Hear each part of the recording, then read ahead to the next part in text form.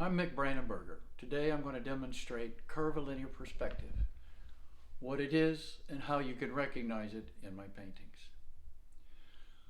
Curvilinear perspective does something traditional linear perspective cannot do. It extends your peripheral vision, your field of vision. It's very easy to do. Anybody can do it anytime. If you want to, a good way to experience this yourself is to stand up, put your arms in front of you, then begin to expand them. When it reaches a certain point, you will not be able to even see your fingers move. That is your limit of peripheral vision or your field of vision. That is what we've been given as human beings to see the world. So if I want to see something to my left, my peripheral vision remains the same and I really literally move this way and look to the left. But I can no longer see what was in front of me at any one time. So for one instant I can gather that information and perceive this, or to the right as well. It goes up and down and likewise. So peripheral vision is a key to understanding the advantage of curvilinear perspective. What I'd like to do first is to go to the more traditional linear perspective, which is straight line linear perspective. What that does is it allows a person to create an image on a flat surface that gives the illusion of 3 dimensions. It was one of the greatest all-time inventions of Western culture. And it works pretty simply like this. Here's a horizon line. This would be the ground and the sky. So I'm going to put a vanishing point here. You'll understand that in just a moment. A vanishing point is where all these straight, notice I'm using the word straight guidelines converge. So here we go. And if I want to make a highway, I could start by, that would be the highway, using these straight line guidelines. To further emphasize this effect, I can also do these guidelines, and if I want to do telephone poles, they'll fit within that guideline. So basically, this linear perspective gives that feeling of depth by using these guidelines to give the relative size and position of things that gives the illusion of depth, and so on. So that is how the traditional notion of linear perspective works. It is one of the most powerful inventions we've ever seen in Western culture. It is great, but no one particular spatial device can give the answers to all the problems to depicting 3-dimensional space. I'm repeating, no one device can do that. So what I'm going to do now is I'm going to, pardon me for just a second, I'm going to erase this.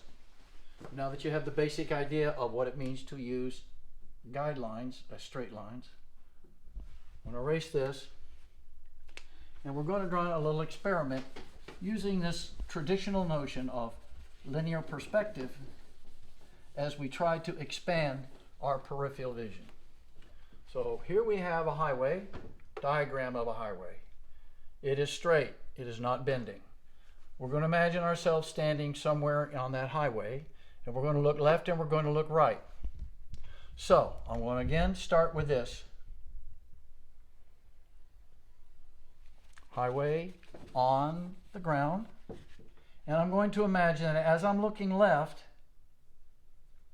over here, my peripheral vision is limited like so. Remember, we can't not see everything. And I'm going to do the same thing on this side. I say my peripheral vision is limited something like this. So I'm going to use this vanishing point idea using straight guidelines in the old traditional way, and of course I'm going to be able to draw the road working perfectly in either direction. And again, you can see the posts fitting within those guidelines. Now we run into the first problem that traditional straight line linear perspective has as you try to expand beyond your natural peripheral vision. So if I use those basic rules where the guidelines are straight, and I continue going this way, and I continue going this way, so forth, all of a sudden what happens is we see that if I'm following these guidelines the way I should be according to those rules, there is going to be a sharp joint. And remember, we're supposed to be standing here, seeing this, and notice it's a straight line here. That's a contradiction. It can't work like that. So something has to change in that traditional way of using straight lines as your guidelines in perspective. So now we're going to make that a straight line here because, well, that's what it is. But we have to connect that to this. So what we're going to do now is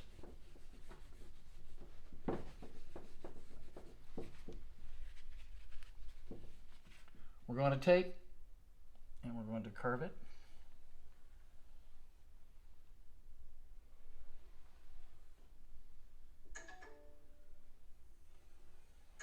Like so, and continue this.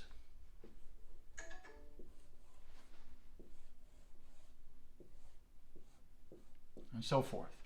So what happens is in curvilinear perspective, you begin to bend your perception and have a smooth transition from each vantage point. To do that, of course, you have to expand your peripheral vision in the traditional sense. This is going to be the advantage of curvilinear perspective. And that is why they call it curvilinear. It bends it, it's space, curves. That's why I'm known as a painter of curved space. So now let's take a look at an actual photographs rather than just saying, oh, this guy, he creates these little diagrams to convince us. But let's take a look at real life. I took a photograph looking down on this scene. And I drew straight line linear perspective so you can guide you. You see that post, it goes this way. See that little post, it goes this way and continues up that way, and that line, and continues this way. And of course, you see these little railings. They continue that way as a straight line. As a photograph, your peripheral vision is limited, it works fine. Same thing here. Peripheral vision, you stay within that, it works fine, but notice all of a sudden the guidelines are a little different. Same thing happens even when you look up. Within your normal peripheral vision, this works great. Now we see the real problem in real life. If I follow this vanishing point using a straight line only, eventually we come to this point here. And this point here, notice again we have that sharp break, just like I demonstrated a moment ago right here. And yet, there's no sharp break in any of these pictures. Where is it? It's not there. Same thing over here. You follow that down here, follow this here, you'll have another sharp break again. So this pictorial device will not work once you exceed your peripheral vision. Now, to show you how it would work with a panoramic view, which does use curved space, we can look at these two items here. I'm going to focus on this one first. And I'm going to draw the vanishing points here, VP. Notice, here we have the tree. I'm going to go so you can see. And this tree comes here, it comes down here. This goes down here, these go here, just like in this picture over here. This goes over here. And they all converge to this vanishing point. And yet, as we follow this up here, follow that basic tree, we go to that vanishing point. We follow this one. Comes to that vanishing point. Notice the bend. It is curved space. It is a linear perspective that allows us to sense 3D on a flat surface. That's that device. So if we move up here, without these lines unobstructed, we now see a panoramic view of this scene, which is the exact same scene here, done without curvilinear perspective.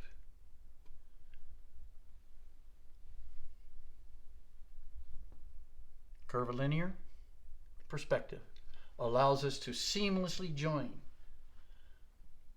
wide angles, our peripheral vision into multiple views into one. And that is why I am known as a painter of curved space. I'm going to now show you an example of one of my paintings so you can see how it actually works, and will be easily recognizable once you see these paintings again. It'll be no mystery. Just like looking down on these steps. And we can now look down here. Notice the railings. It's a pure coincidence that these railings are in a picture like that, but it shows you that the vanishing point is going to be lower below this painting. And it also shows you that we are up close looking at the wooden platform, walkway that takes us to this house. We are simultaneously looking down upon the gorge and the water and the walkway and the railing. And then as we look at the house, we can see, ooh, these columns, these stone columns, they're bending. And we're also looking up underneath this roof and up underneath into the ceiling.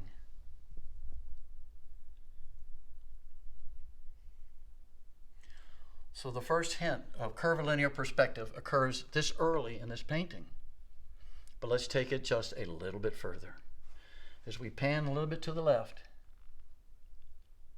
and we see the tree, and we go up to the tree, and we look underneath that tree, and oops, it's coming up here, just like in this image here. And we're looking straight up into the sun, directly into the sky.